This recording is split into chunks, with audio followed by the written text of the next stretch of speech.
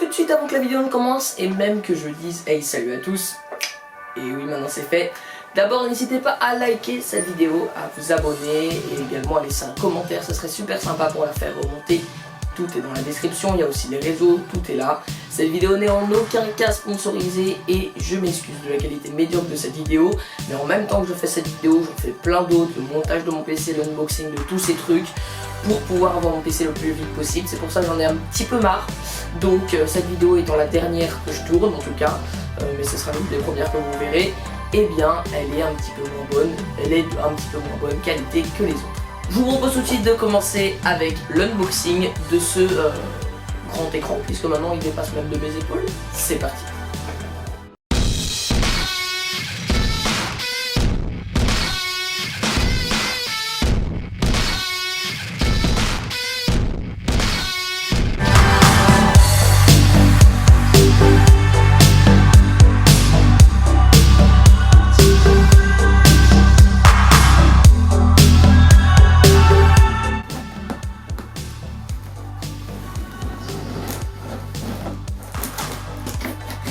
Vous voici maintenant avec ma voix off, et comme vous le venez, je viens de dire un gros mot parce que j'ai failli casser mon écran.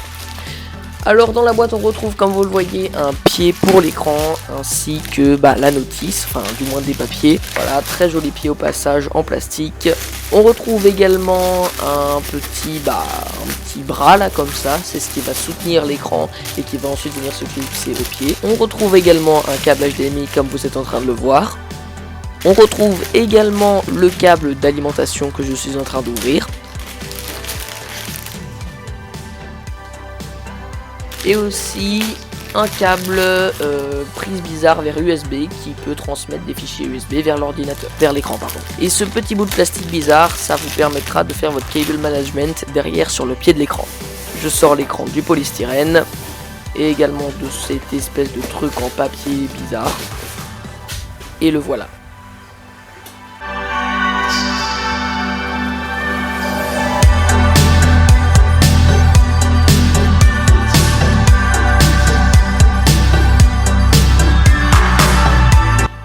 L'unboxing de cet écran et franchement on l'a reçu dans une belle boîte, il y a quelques informations dessus mais grosso modo elle est franchement pas mal. De toute façon vous venez d'avoir les commentaires qui ont été faits en off, donc je ne vais pas vous les refaire. Rapidement quelques caractéristiques techniques avant qu'on passe tout de suite à l'analyse de moi, quel a été mon ressenti avec ce produit en dehors même des caractéristiques techniques. Cet écran est en Full HD, donc 1920 par 1080, voilà, donc une assez belle dalle.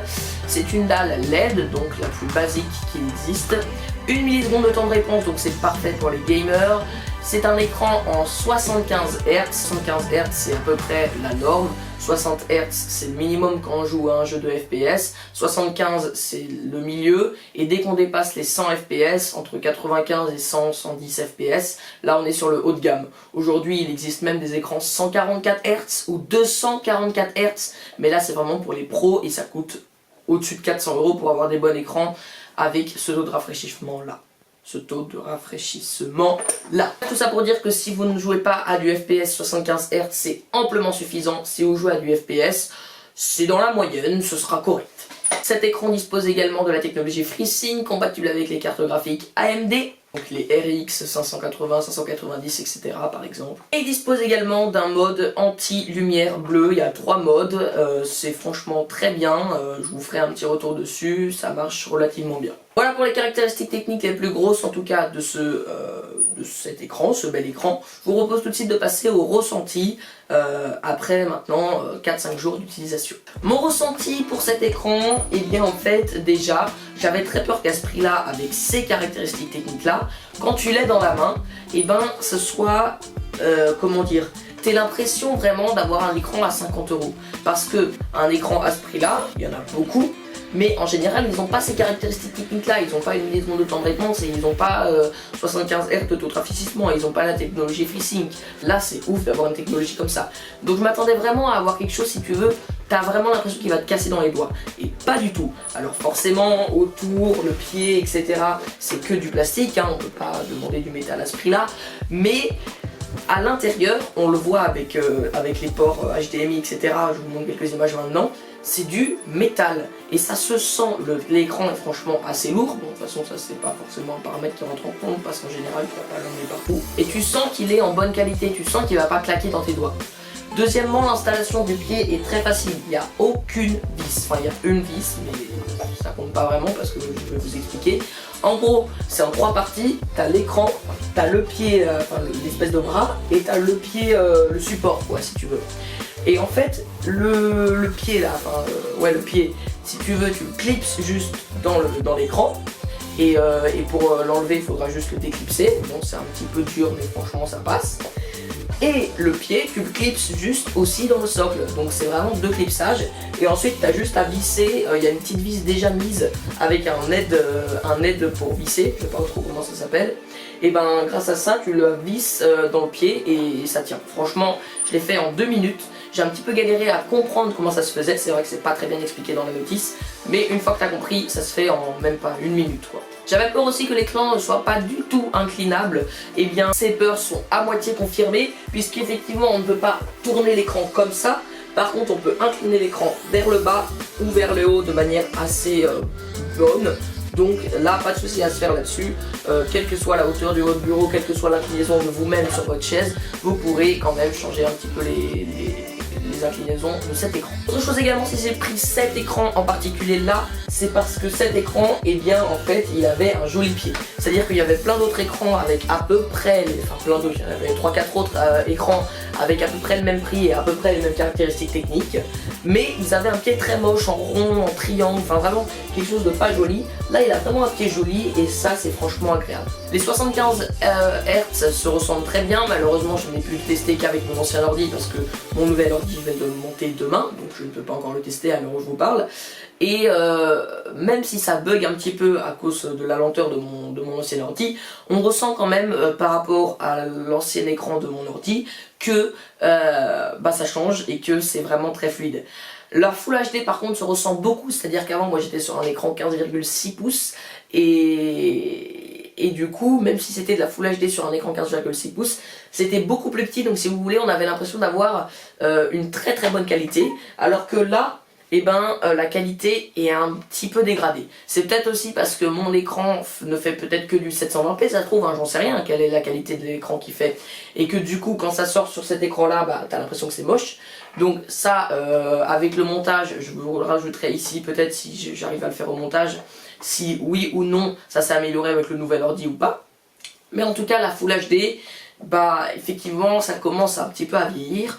Et c'est pour ça que pour l'instant c'est encore bon, mais dans 2-3 ans je vous conseillerais plus forcément d'acheter ce genre d'écran là, mais plutôt des écrans 4K qui seront certainement au même prix dans quelques années. Dernière chose que j'ai à dire au niveau des connectiques, il est très complet.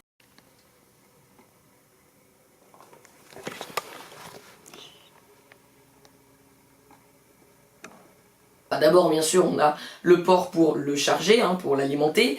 On a également un port in et un port out en auxiliaire. Donc ça permet de brancher des haut-parleurs tout simplement directement sur le PC.